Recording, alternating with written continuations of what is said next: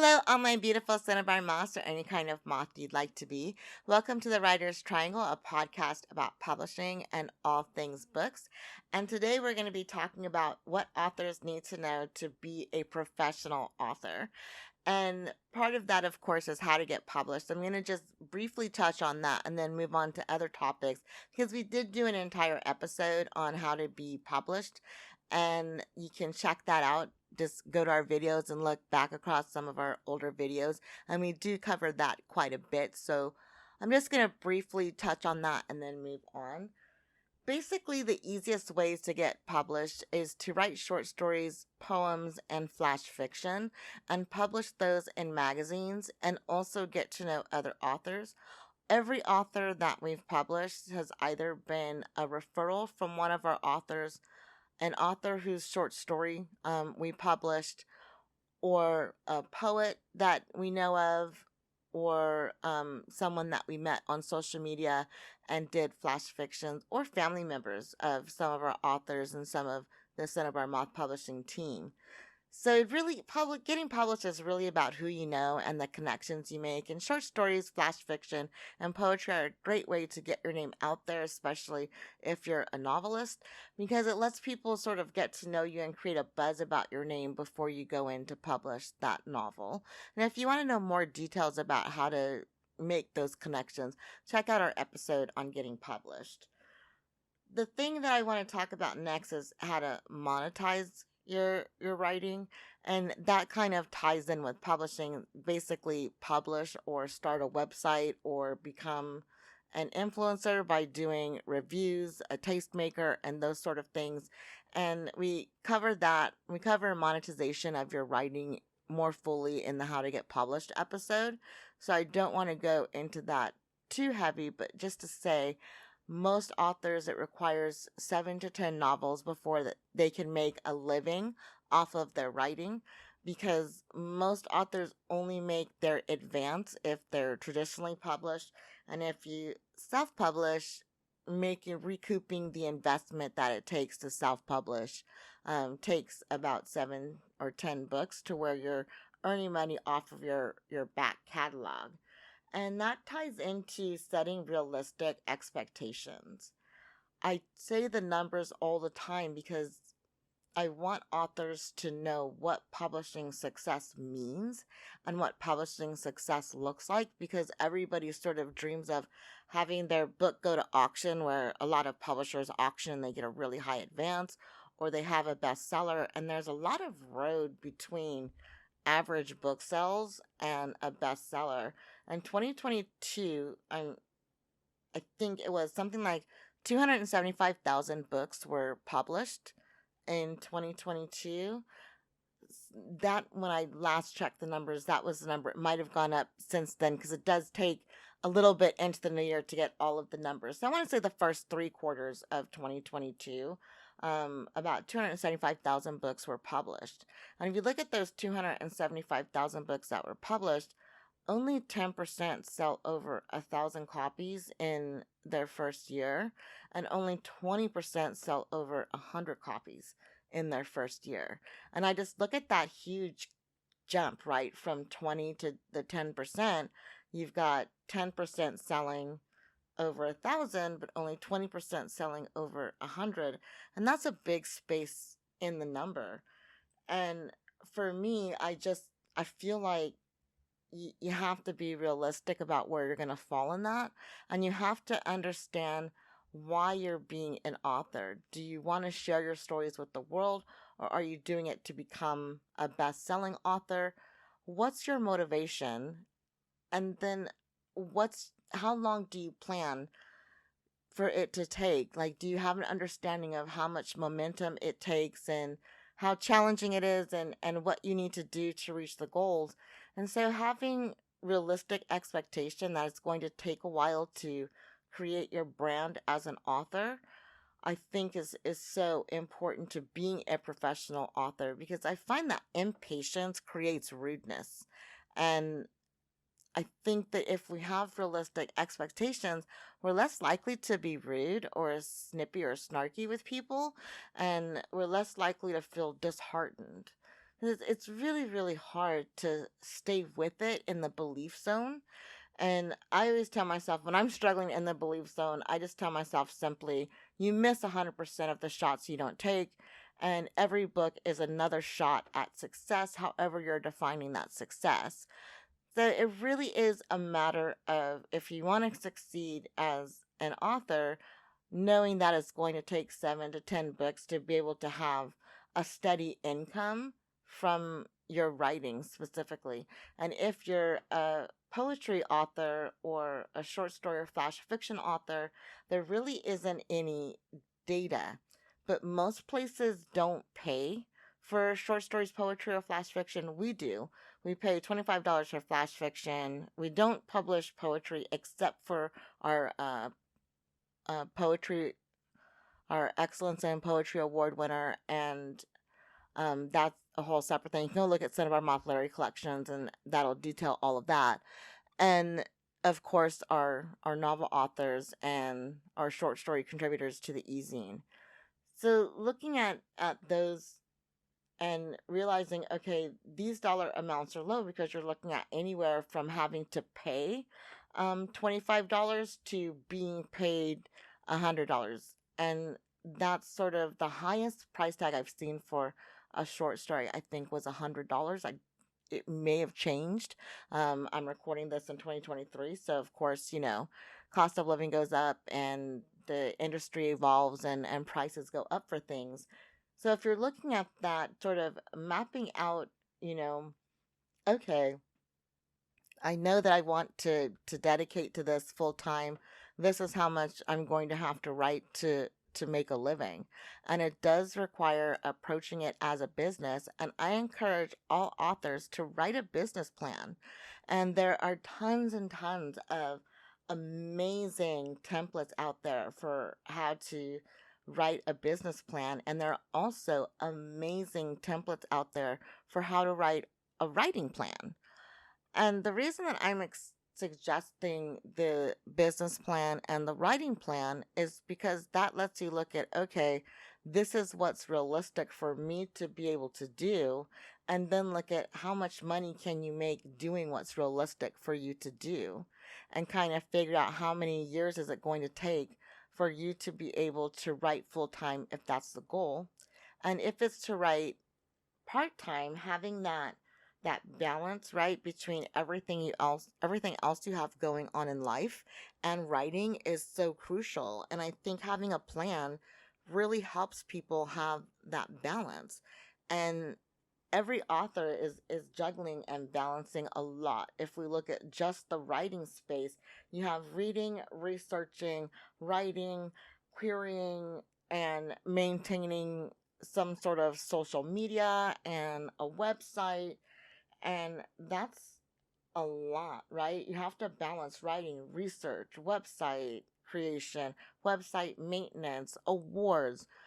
All of that is time consuming. And I think for me, our authors that are easiest to work with are authors that have plans. We have other authors that require a lot of communication on our part to them. And I'll be honest that the professional standard, we shouldn't have to be chasing people down for manuscripts. When you go into publishing as a publishing house, you know that's part of the gig. But if you want to be seen as a professional writer, then it is so important to hit your deadlines and communicate with your press and do everything that you need to do to publish your book, right? You have to do the cover art, you have to do the back blurb, you have to write a tagline, you have to, if you're with us, you have to interview. And there are, sorry, and there are different requirements for different awards. Some awards require that you write a 2-line description of every chapter in your book. And some require that you write, a 5 to 10 page synopsis, familiarizing yourself with what awards require and all of that. So that when you're making your writing plan and making your business plan, that is a great time to make your budget and say how much time and money are you going to invest into the goal of becoming a published author, if that's the goal, or becoming someone who can live off of what they earn from writing and understanding the pathway for those different goals and the length of time it will take, the time commitment and the financial commitment to get to wherever it is you're trying to be, I think is super important and will help you be more professional. And the rule of thumb on emails is to respond within, 72 hours if you're on it, and 2 weeks is our time limit. So when we send a contractor our potential authors, they have 2 weeks to look over the contract or the offer is rescinded. So I think it's really important to be aware of like these deadlines and be aware of what the expectations are of the people who you are sending things to and the people that you are communicating with. Once you have all of that, I think that you're really well poised to be a professional author. And I do think that part of being a professional author is devising and developing your own marketing plan. And as the press, we have a wonderful marketing plan that we do, and we can communicate with our authors about that. We detail what the marketing plan is and all of that. Even though we do all of that marketing, I think there's a lot of things that authors can do that's free to authors, and like reaching out to bloggers, um, reaching out to magazines and those sorts of things. We do have a list of magazines and writing critics and a PR list for people who are in the book review space. And that took, I think, our marketing team, I think, might have spent 60 to 80 hours just creating that list that we have, and we're always adding to it, of course. And I'm really happy we have a fairly extensive list, but knowing that, looking at that 60 to 80 hours in just the creation of the list, that has nothing to do with then what does it take to enact, um, to not enact, but to act on that list, right? And do that action point of actually sending the materials that all of these people need to review the book, to um, post about the book, and all of that. So having a marketing plan, knowing what you will and won't do, knowing what your budget is, knowing are you going to look for all free stuff, are you going to look for paid stuff, and then 60 to 80 hours is free and paid. It just takes so much research, and that's why I'm saying when you're doing it, having that business plan, having that writing plan, having that research plan, having that marketing plan, having that budget will help you manage your time and make sure that you're doing the things that you enjoy, but also the things that need to be done. And that goes for everybody. There are certain aspects of my job that I absolutely love to do. And I'll be honest, buying writing is my favorite part of the job. I love reading new writing. I love sending out the contract. I love all of that excitement. That's my favorite, absolute favorite part of the job. And plus, I get to read a lot of really great books. So that's really fun for me. Looking at what's fun for you. What do you love to do? Make sure that when you're making your schedule that it's not all stuff that feels like a grind, that you're mixing in happy stuff and stuff that maybe isn't so happy making, just so that you're getting everything done, but again having balance. I just really want all authors to have a great balance and feel really good in the author space and feel professional and feel really happy about themselves. With that said, there are a lot of scams out there that just boil my blood. I get so mad. It's so frustrating to me that authors are getting scammed. It's so gross and just disappointing and a real just bummer. Like, and for me, that's mostly the pay to play sort of scams that are out there. I talk more about this in the publishing episode, but I do want to touch on it. For me, anything that requires you to pay to submit, I kind of squint at them and look at, okay, are they why are they asking for the money? Are they profiting off of authors? Is that their business model? Or there are some quarterly periodicals that do ask for authors to pay to submit, and they're about $2.50, I think, for the quarterly review magazines that are out there. And I would say Have you heard of this magazine before you were researching? Who reads this magazine?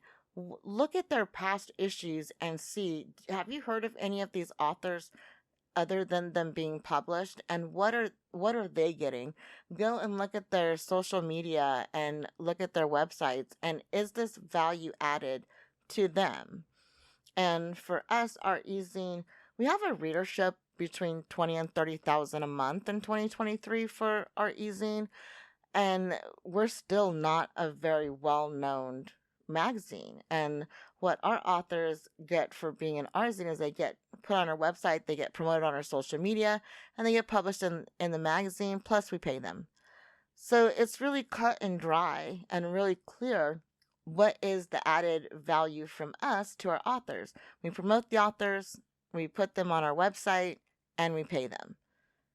So that's like, okay, very understandable. If you're paying to submit, what are you paying for? What are you getting? And if the answer is exposure, then ask yourself, is that the best exposure that you can get for the time, money, and effort?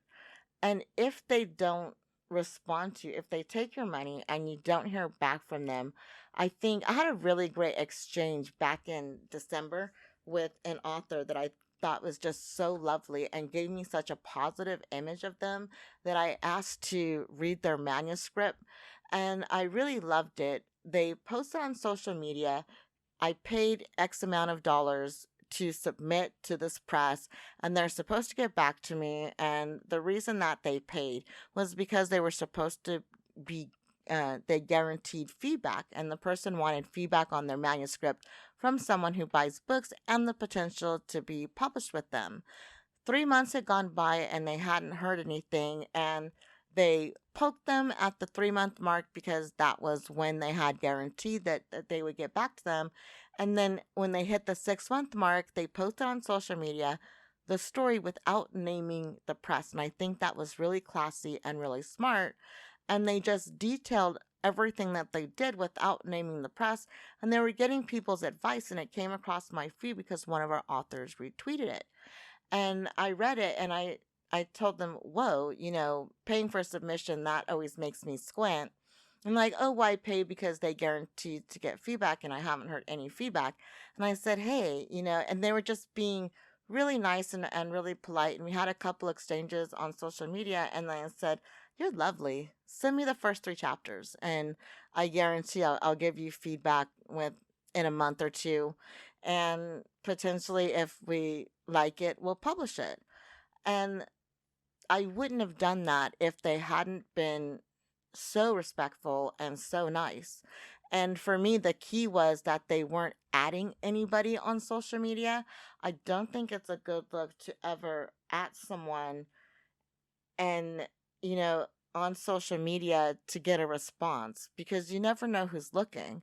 And for me, if someone's dragging a press on social media, I don't really want to work with them, to be honest. And if they're super negative on social media, I don't really want to work with them. I do think there is a certain point in time when it's appropriate to at somebody on social media, and I think this case is one of it, right? If you tell them, hey, if you don't respond, I'm just, I don't know what to do. And I think you can at someone on social media without dragging them. You can say, hey, what's your current lead time? Because the person on social media isn't always the person who's making the decision. And we're really fortunate that I'm the person who does Twitter, and I'm the owner and the one who decides whether or not I'm going to take a book to the team. The team decides whether or not we publish a book. But I decide whether or not we're going to take the book to the team. So I'm of the first point of entry, so to speak. So for me, I feel like, okay, I'm on social media, and there have been times when someone's like, hey, I submitted to you 3 months ago. What's your timeline? And sometimes the submissions fall through the cracks. I'm getting hundreds of emails in a day. I try to go through each one. I try to respond to each one. And I tell people honestly, if I haven't responded to you in 30 days, poke me, because it might have slipped through the cracks. Not everyone's like that, but I think even if they're not like that, even if they don't have that point of view of hey, poke me, I do think if you look at what their average time is for response, adding someone and saying, "Hey, I submitted to you on this day. What do you think the timeline would be to get back to me?" And if the person on social media isn't the one who makes that decision, they probably know the person who is, and that's super polite and not going to cause any friction and allows you to still look professional.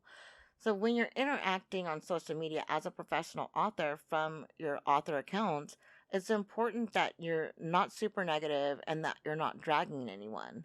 Because for me, I'll be honest, negativity is a turnoff. And I'm not saying that all of your posts have to be positive. I just don't want to see magazines being dragged, which is, I think dragging someone is just saying really nasty, mean things, which is different than having a thread reporting on a negative incident and just like saying the facts without saying derogatory statements or, cursing or any of that kind of thing. And I don't mind cursing, but cursing at someone on social media is just kind of, uh, for me, right? And I'm just one person. So that's just me on that. And I just think it's not a professional look because there are professional standards when it comes to being an author. And one of the professional standards is how do you conduct yourself in public? And I do have to consider that because when one of the things that we do for our authors is we try to get them interviews. And we do submit their book to people who do interviews of authors. And if the author kind of has an off or harsh presence on social media, it kind of makes me hesitant in terms of engaging with them because I don't know when that negativity is going to be turned on me. And I also don't know what their relationship with an interviewer would be. Is that negativity going to be turned on an interviewer? So, keeping in mind that everything we're doing in the world these days is fairly public and people can research it. So, the same thing with, don't drag reviewers.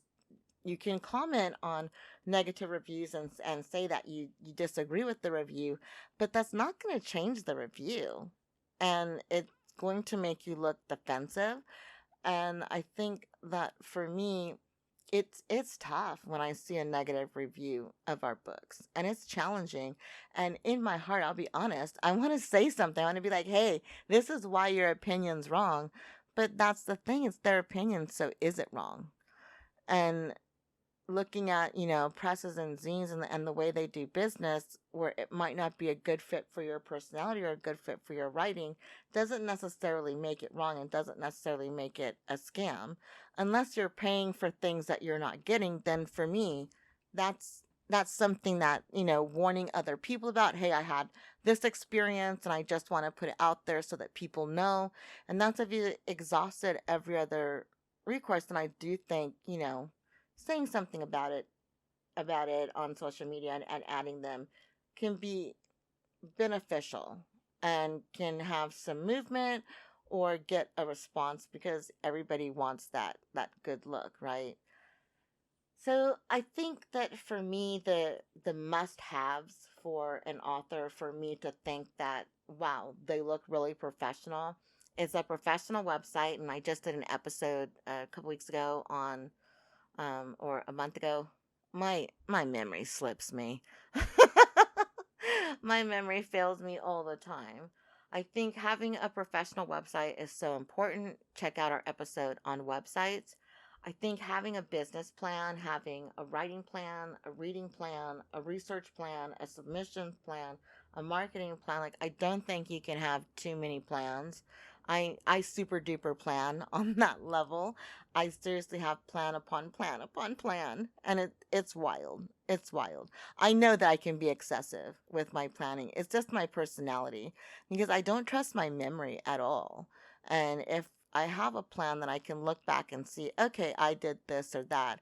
And I also am very emotional when it comes to what success means to me on some days, and other days I'm very pragmatic about what success means to me. And I find that having a plan lets me know, okay, this is it's not meeting my emotional feel good definition of success, but it is meeting my practical definition of success. When it comes to, professionalism, it really is about having systems in place for how you deal with everything and thinking about, okay, if I get this, that, or the other, what am I going to do? If someone reaches out to me, how can people find me? How can people connect with me? And what am I going to do after people connect with me? What is the plan to be professional? And we've had we're very fortunate in that a lot of bloggers will ask us, hey, can we interview your authors? And we say yes.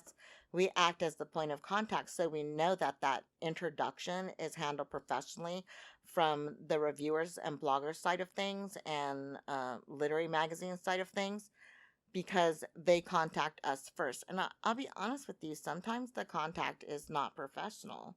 And what's not professional is that it can be too casual of a voice or too vague of a request.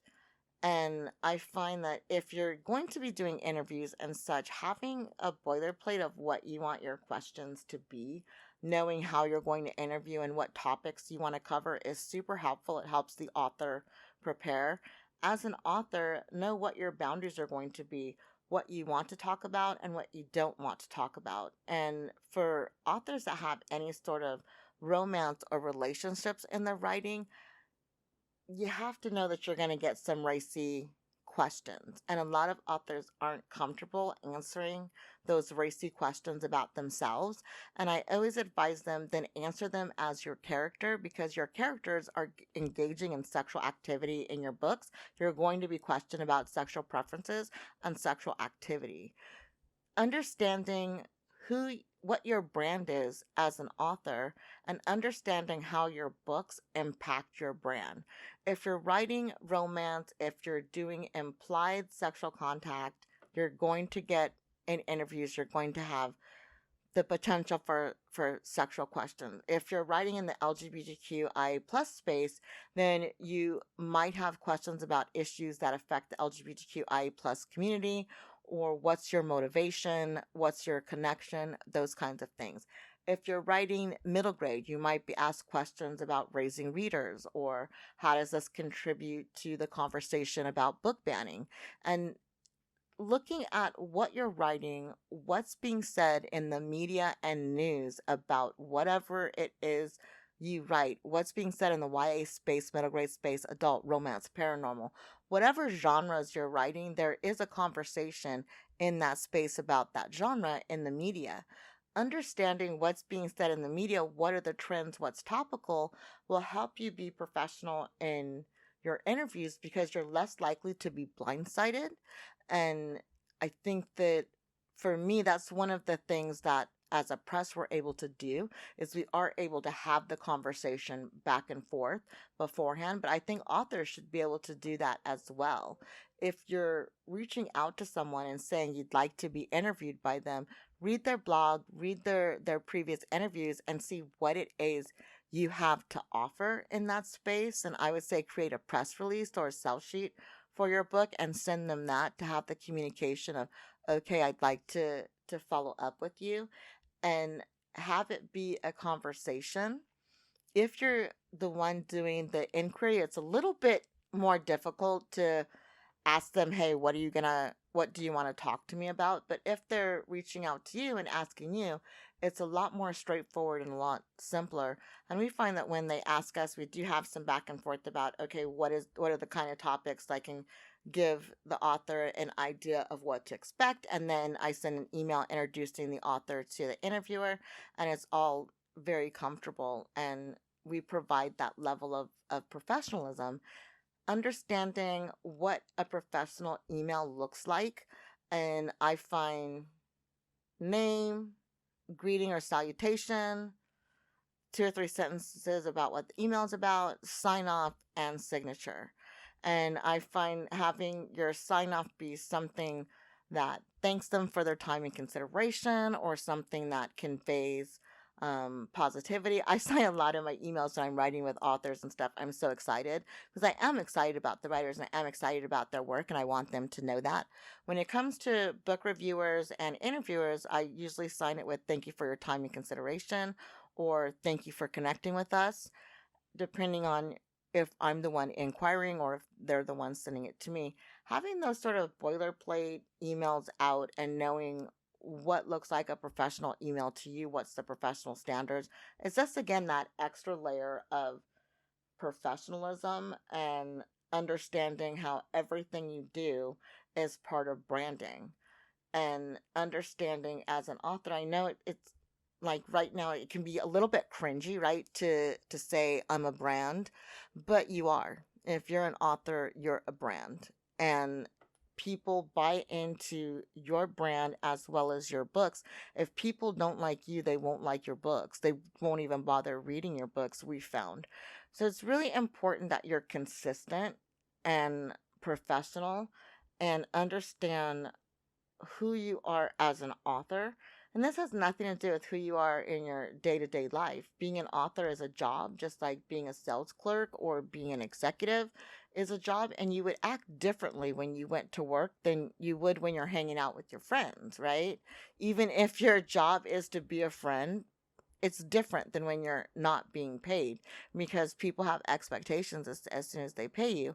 And with authors, I think that's where it can be a little bit confusing because you're not being paid for all of this stuff, right? You do a lot of free labor, and that's such a bummer. I wish that authors were paid for interviews and such, but you know, that's never going to happen, I don't think. So looking at that and saying, okay, I'm going to work. This is my professional persona. This is who I'm going to be. And then sticking with that so you're consistent, that people get to know you and you become comfortable for them and you're not a surprise. And they know what they can expect because people really like to have their expectations met. So setting your own expectations and also understanding the expectations that you're setting in others based on the type of genre that you write. And that's kind of goes back to what I was saying, right? About if you write romance, you're probably going to be have questions of a sexual nature, those types of things. Looking at, okay, this is what people assume about these types of writers. And you can juxtapose that if you absolutely don't want to be that, right? You want to be something different. You can say, you know what? This is what people usually think of these types of writers, but this is actually how I am as an author, and this is actually who I am. And that's why I always, answer in the voice of my character or what have you. Having that easy breezy confidence comes with really understanding your boundaries and your limitations and what you want to put out in the world. And I think the number one thing about being professional besides planning I would say is consistency. So I hope that this has been helpful and sort of demystifies some things that I think every author should know that helps them be successful. As I say all the time, this podcast is a love letter to authors. So I absolutely love authors. We absolutely need more books in the world and more authors in the world. I want to thank all of our beautiful Cinnabar moth for listening. And you don't have to be a Cinnabar moth. You can be any kind of moth you want to be or even a butterfly. But I'm not Mariah Carey and I'm not trying to bite her rhyme. Bye. Thank you for listening. Bye.